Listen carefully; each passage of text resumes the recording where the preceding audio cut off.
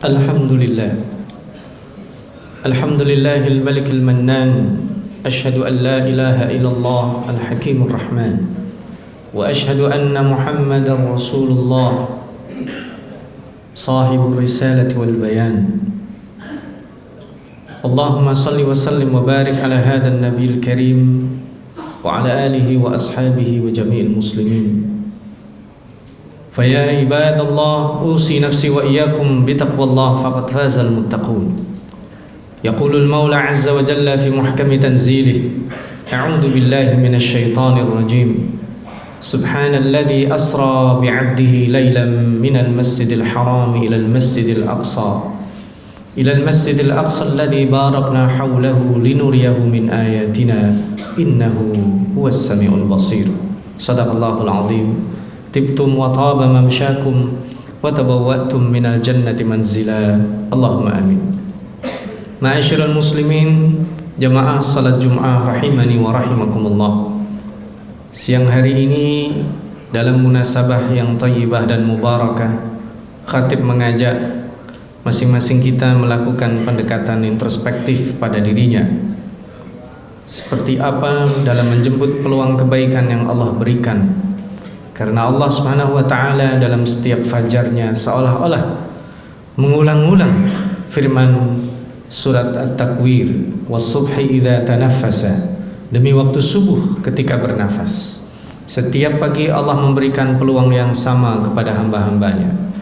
Tidak melihat masa lalunya, apakah masa lalunya penuh dengan prestasi atau masa lalunya dipenuhi dengan dosa-dosa. Maka kita start hari ini adalah hari yang sama, hari yang fitri tidak dipenuhi dengan dosa karena semuanya kosong, dan misteri karena tidak diketahui apa yang akan terjadi. Karena itu setiap hari Allah memberikan peluang yang sama kepada kita. Maka sudah seharusnya dan selayaknya kita menjemput peluang-peluang kebaikan tersebut. Terkhusus di bulan berkah, di bulan ketika Rasulullah sallallahu alaihi wasallam sebagaimana dikabarkan Ibunda Aisyah radhiyallahu anha meningkatkan eskalasi ibadahnya di bulan Rajab dan Sya'ban, menambah puasa sunnahnya, menambah kualitas-kualitas kebaikan dalam berderma, dalam berbagi, karena akan kedatangan bulan yang sangat mulia, yaitu bulan Ramadan. Di bulan Ramadan adalah bulan sebagian besar manusia berharap dirinya menjadi baik, karena Allah Subhanahu wa taala menjadikan patokan kebaikan seseorang di bulan tersebut. Di bulan itulah Allah turunkan pedoman hidup, yaitu Al-Qur'an, yang di dalamnya terdapat intisari dari risalah yang dibawa oleh Nabi Muhammad sallallahu alaihi wasallam. Di bulan ini, di bulan Rajab, Allah perjalankan beliau.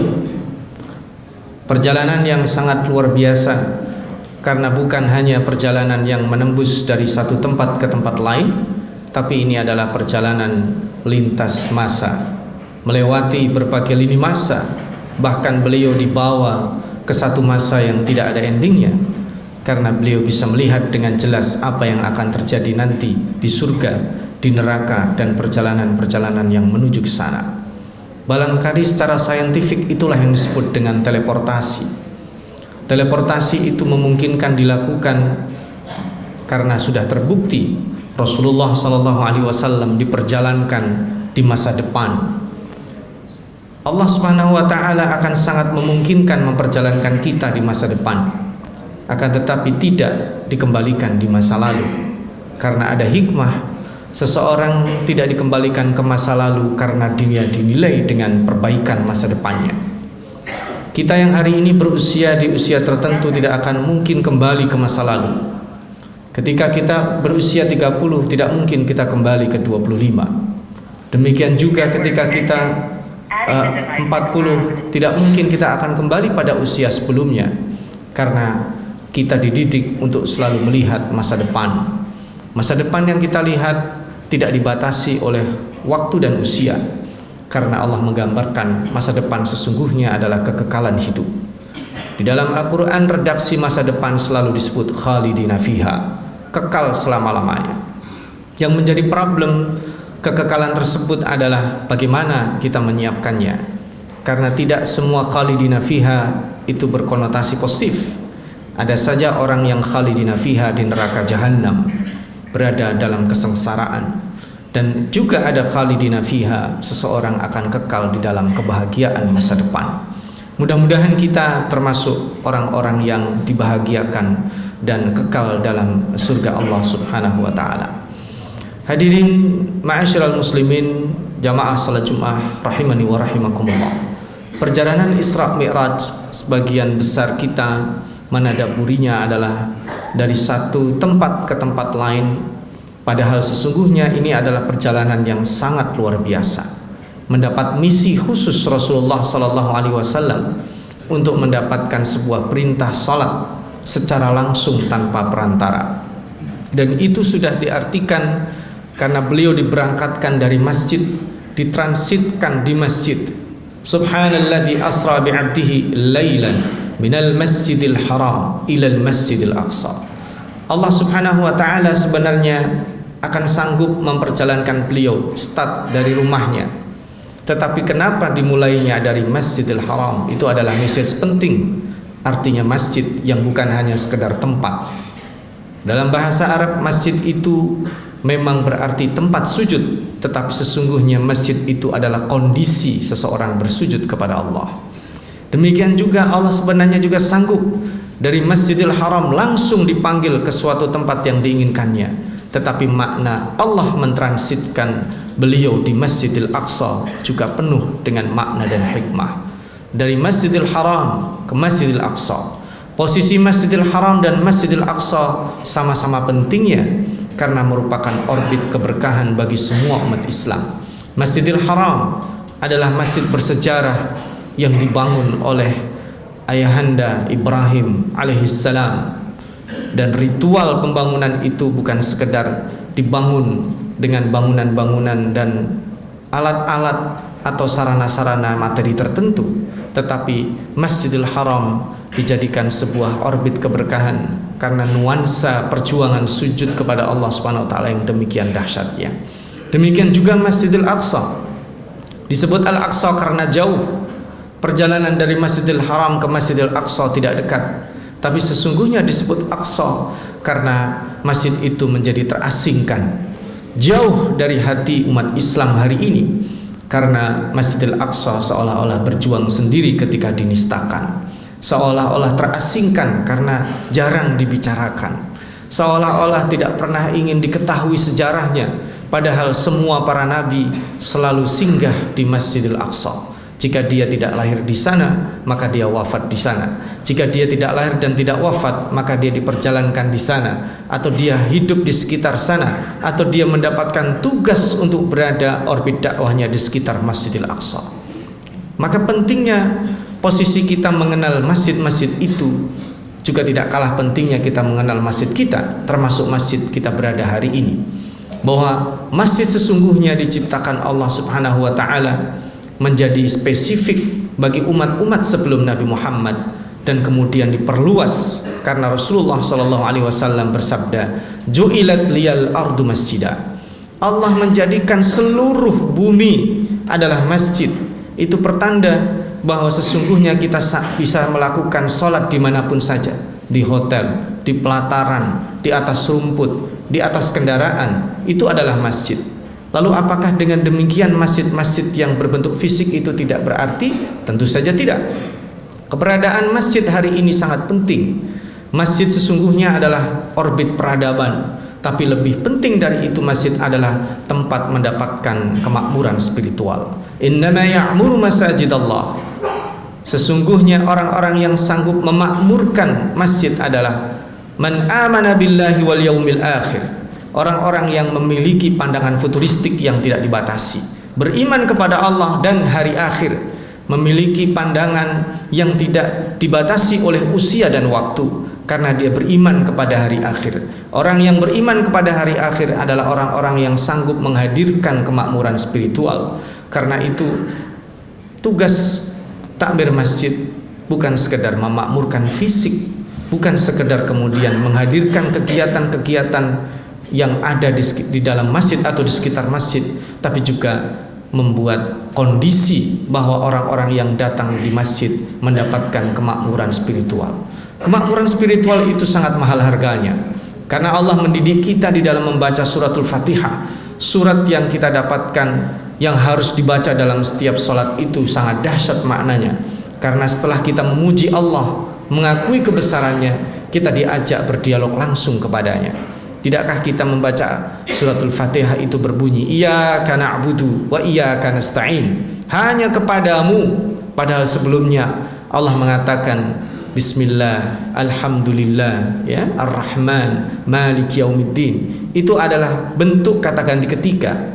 Harusnya di ayat berikutnya adalah iyyahu na'budu wa iyyahu nasta'in. Tapi Allah mengajarkan cara kita berdialog mendapatkan kemakmuran spiritual adalah menghadirkan Allah dalam salat kita. Iyyaka, hanya kepadamu kami menyembah, hanya kepadamu nasta'in, kami meminta tolong. Dan kata yang diambil secara bahasa al-isti'anah adalah permintaan tolong yang didahului dengan usaha dan modal. Berbeda dengan tolak. Tolak itu meminta tapi tidak memiliki modal, tapi al-isti'anah meminta tapi dia punya modal. Karena dalam bahasa Al-Quran, berikhtiar, berusaha wajib hukumnya. Karena itulah Maryam dididik oleh Allah Subhanahu wa ta'ala pada saat melahirkan. Dia tidak diberikan fasilitas yang luar biasa sebagaimana ketika dia kecil, tapi dia disuruh bangkit setelah dia melahirkan yang tanpa disertai dan dibersamai oleh siapa-siapa. Wa huzzi ilaiki bijid'in nahlati tusaqit 'alaiki rutuban janiyya. Bangunlah Maryam. Wa huzzi ilaiki, goyangkan pohon kurma. Bayangkan seorang perempuan yang baru saja melahirkan tentu lemah secara fisik, tapi Allah tidak memberi makanan, Allah tidak menyediakan fasilitas VIP, tapi Allah menyuruhnya bangkit dan menggoyangkan pohon kurma yang oleh orang terkuat di antara kita hari ini mungkin tidak bergoyang, tapi itu adalah makna usaha. Demikian juga ketika Allah memerintahkan Nabi Musa alaihissalam berada di penghujung dilema, dia akan segera dikejar Fir'aun yang sebentar lagi sampai di tempat itu, dan di depannya ada laut merah yang menganga sangat lebar luar biasa. Allah Subhanahu wa ta'ala tidak serta-merta membentangkan laut itu, membuat tol laut, tapi Allah Subhanahu wa ta'ala menyuruh Nabi Musa untuk mengetukkan tongkatnya, karena mengetuk tongkat itu adalah bentuk usaha sekalipun kecil dan lemah menurut manusia. Maka sesungguhnya pelajaran penting kita di dalam menghadirkan kemakmuran spiritual itu penting. Iyyaka na'budu wa iyyaka nasta'in. Sebagaimana juga tidak kalah pentingnya menghadirkan Rasulullah sallallahu alaihi wasallam. Pada tahiyat kita juga berkirim salamnya bukan assalamu alaihi, tapi assalamu alaika ayuhan nabi. Kita berkirim salam, menegur Rasulullah sallallahu alaihi wasallam dalam salat kita, menghadirkannya dalam salat kita. Karena kehadiran Allah dan kehadiran Rasul dalam salat itu adalah bentuk kebersamaan kita naik ke Sidratul Muntaha, menjemput perintah salat yang sangat penting. Karena dengan adanya kemampuan kita mengelaborasi, menginternalisasi makna salat, maka kita akan mempunyai imunitas. Karena innas salata tanha anil fahsya'i wal munkar. Ma'asyiral muslimin jamaah salat Jumat rahimani wa rahimakumullah. Kenapa hari ini orang-orang yang melakukan salat kesulitan? Karena barangkali dia belum secara totalitas mendapatkan kemakmuran spiritual. Karena Rasulullah sallallahu alaihi wasallam ketika diperjalankan, kemakmuran spiritual yang dia dapatkan sangat luar biasa. Lihatlah redaksi surat Isra yang Khatib bacakan tadi. Subhanalladzi asra bi 'abdihi. Rasulullah sallallahu alaihi wasallam di sini dilucuti gelarnya sebagai rasul, dilucuti gelarnya sebagai nabi, dilucuti gelarnya sebagai manusia yang disayangi, tapi Allah menyebutnya adalah bi 'abdihi, karena posisi terdekat seseorang dengan Allah, posisi seseorang mendapatkan kemakmuran spiritual yang tertinggi adalah ketika dia totalitas dalam menjadi hambanya. Maka kualitas penghambaan kita dalam sholat itulah yang akan menentukan kualitas kita di luar sholat. Kualitas kita di dalam menghadirkan masjid dalam diri kita itulah yang akan menyebabkan kita sanggup menjadi pribadi-pribadi yang kontributif dan bukan menjadi pribadi yang eksploitatif. Orang-orang yang mendapatkan kemakmuran spiritual selalu digandengkan dengan perintah berikutnya, aqimus shalah wa atuz zakah. Kita dididik oleh Allah untuk mendirikan salat secara penuh, mendapatkan kemakmuran spiritual, lalu kemudian dididik oleh Allah untuk menjadi pribadi kontributif. Allah mendidik kita untuk berbagi. Allah mendidik kita how to share, how to give and to give more. Allah tidak mendidik kita how to collect. Allah tidak mendidik kita bagaimana kita mendapatkan keuntungan, karena Allah melewatkan itu supaya kita bervariasi di dalam menjemput rezeki Allah Subhanahu wa taala. Ma'asyiral muslimin, dalam kesempatan yang sangat pendek ini, tentu perjalanan Isra dan Mi'raj Rasulullah sallallahu alaihi wasallam sangat luar biasa panjangnya untuk dibicarakan. Tapi perjalanan teleportasi yang sangat penting, bahwa setiap kita akan sanggup diperjalankan Allah di masa depan. Karena itulah ada seseorang yang berusia 20 tahun tapi dia memiliki kematangan berpikir seperti orang 60 tahun. Karena dia diperjalankan secara intelektual, dengan kemakmuran spiritualnya, dengan kemakmuran emosinya, dengan kemakmuran stabilitas pemikirannya, dengan ilmu, dengan habit, reading habit dan learning habit yang Allah berikan kepadanya, dia akan melewati masa itu. Itu yang sudah terjadi pada orang-orang soleh sebelum kita. Ashabul Kahfi diperjalankan Allah 300 tahun ke depan. Dia bertemu dengan orang-orang di masanya, padahal pada saat secara fisik saat itu dia bertemu dengan cicit-cicitnya, tapi usia dia bisa jadi terlihat lebih muda dari mereka. Hari ini yang kita butuhkan adalah selain kemakmuran spiritual, kemampuan menjangkau masa depan. Setiap kita yang mampu menjangkau masa depan akan sanggup meneladani Rasulullah. Lihatlah di dalam surat Al-Ahzab, Allah berfirman, laqad kana lakum fi rasulillahi uswatun hasanah. Di dalam diri Rasulullah terdapat uswatun hasanah, teladan yang baik. Tapi sesungguhnya tidak benar-benar terdapat teladan yang bisa dibaca oleh setiap orang. Siapa yang sanggup menjadikan Rasulullah teladan? Liman kana yarjullaha, yaitu orang-orang yang beriman kepada Allah wal yaumal akhir. Artinya, jika kita tidak memiliki pandangan masa depan yang limitless, tidak memiliki kekuatan menjangkau keimanan kita sampai hari akhir, maka sulit bagi kita untuk mendapatkan kemakmuran spiritual, sulit bagi kita untuk meneladani Rasulullah sallallahu alaihi wasallam. Dan tidaklah kita melihat membentangkan kitab suci dan hadis-hadis Rasulullah, keimanan kepada Allah dan keimanan kepada hari akhir selalu menjadi tolok ukur. Man kana yu'minu billahi wal yaumil akhir falyukrim dhaifah. Yang beriman kepada Allah dan hari akhir, muliakan tamunya. Yang beriman kepada Allah dan hari akhir, berkatalah baik atau diam. Yang beriman kepada hari akhir, muliakan tetangganya. Maka beriman kepada hari akhir merupakan satu pilar penting yang kita dapatkan jika kita benar-benar ingin meneladani Rasulullah SAW. Ma'asyiral muslimin rahimani wa rahimakumullah. Pesan terakhir di penghujung khutbah dari khatib kesempatan kali ini, salat menjadi satu-satunya kewajiban yang tidak ditinggalkan, tidak boleh ditinggalkan.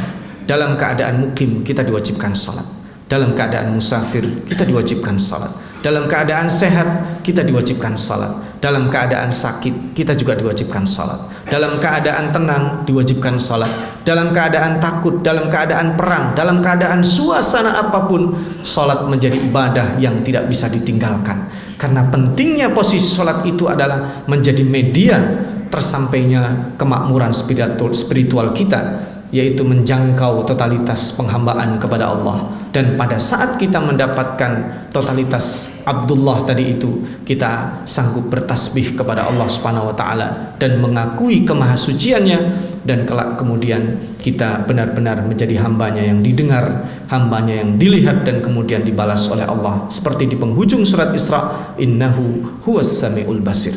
Mudah-mudahan dengan peristiwa Isra dan Mi'raj ini Allah karuniakan kepada kita kemampuan untuk salat yang khusyuk, mendapatkan kemakmuran spiritual, menjadikan kita pribadi-pribadi yang kontributif, yang bisa bermanfaat untuk bangsa, negara dan masyarakat yang ada di sekitar kita. Aqulu qauli hadza, ja'alanallahu wa iyyakum minal ladzina alladzina yastami'una al-qawla fayattabi'una ahsanah. Barakallahu li wa lakum fil Qur'anil Karim wa nafa'ani wa iyyakum minal ayati wadh-dhikril hakim. Astaghfirullahal azim li wa lakum wa lisairil mu'minin. Istaghfiru innahu huwal ghafurur rahim. Alhamdulillahilladzi amarana bittaqwa wal istiqamah wa nahana 'anil furqati wal khiyanah. Asyhadu an la ilaha illallah wa asyhadu anna Muhammadar Rasulullah. Yaqulul Maula 'azza wa jalla fi kitabihil karim, ya ayyuhalladzina amanu taqullaha haqqa tuqatih wa la tamutunna illa wa antum muslimun. Wa yaqulu fi ayatin ukhra, innallaha wa malaikatahu yusalluna 'alan nabi ya ayyuhalladzina amanu sallu 'alaihi wa sallimu taslima. Allahumma shalli wa sallim wa barik ala Muhammad wa ala ali Muhammad kama barakta wa barakta ala Ibrahim wa ala ali Ibrahim fil alamin innaka Hamidum Majid. Marilah di penghujung khutbah pada kesempatan kali ini kita doakan saudara-saudara kita yang tertimpa musibah, khususnya yang ada di wilayah Turki Selatan berbatasan dengan Syria. Mudah-mudahan yang telah wafat Allah rahmati mereka, mudah-mudahan yang sedang dalam kesulitan Allah Subhanahu wa taala cabut dan angkat kesulitannya, yang sakit disembuhkan, dan kita semua dijaga dari segala fitnah yang nampak dan tidak nampak. Astaghfirullahaladzim. Bismillahirrahmanirrahim. Alhamdulillahirabbil alamin. Allahumma shalli wa sallim wa barik ala sayyidil mursalin. Allahumma ighfir li jami'il muslimina wal muslimat wal mu'minina wal mu'minat al ahya'i minhum wal amwat innaka sami'un qaribun mujibud da'wat. Allahumma ij'al jam'ana hadha jam'an marhuma wa tafarruqana min ba'dihi tafarruqan ma'suma wa la taj'al fina wa la minna syaqiyyan wa la mahruma.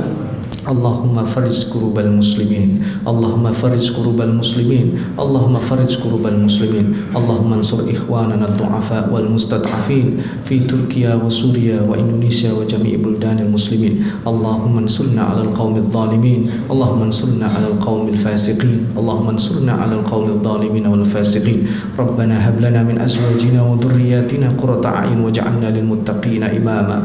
Allahumma barik lana fi ahlina wa dhurriyyatina وبارك لنا في علومنا وأعمالنا وبارك لنا في أرزاقنا وكل شيء أعطيتنا. ربنا تقبل دعاءنا تقبل توبتنا تقبل منا إنك أنت السميع العليم وتب علينا إنك أنت التواب الرحيم. ربنا آتنا في الدنيا حسنة وفي الآخرة حسنة وقنا عذاب النار. عباد الله إن الله يأمر بالعدل والإحسان وإيتاء ذي القربى وينهى عن الفحشاء والمنكر والبغي يعظكم لعلكم تذكرون. اذكروا الله يذكركم ولذكر الله أكبر وأقيموا الصلاة.